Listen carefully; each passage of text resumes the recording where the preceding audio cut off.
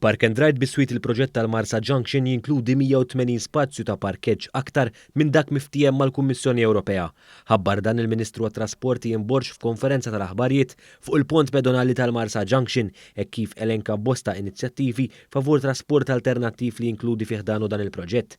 Fil-fatt il-Ministru Borġ tenna kif dan il-proġett ta' 70 miljun euro fost affarijiet oħra jinkludi 3 km u nofs ta' passaġġ ċiklisti u passaġġi għal-mixi, dan apparti ba' shelters u terminals biex il-pubbliku jista' jagħmel użu mit-trasport pubbliku. Aħna nixtiequ li dik id-dipendenza fuq il-karozza titnaqqas. U allura għamilna l-bus lanes għal min juża tal-linja, għamilna diversi shelters ħalli ikunu jistgħu jistkennu, għamilna il-postijiet, il-korsi fejn wieħed jista' jimxi jew suq bir-rota, underpass, bridges.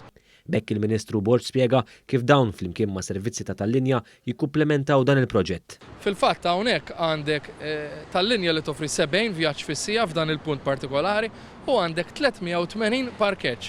Aħna għamilna il-ftehim mal-Kummissjoni Ewropea li ħajkollna 200 parkeġġ. Għamilna 380 ħalli kollna 180 iżjed. Ħalli jista' jkun ikollok nies li jipparkjaw biex imorru f'postijiet fejn jaħdmu hawnhekk jew jieħdu xi servizz.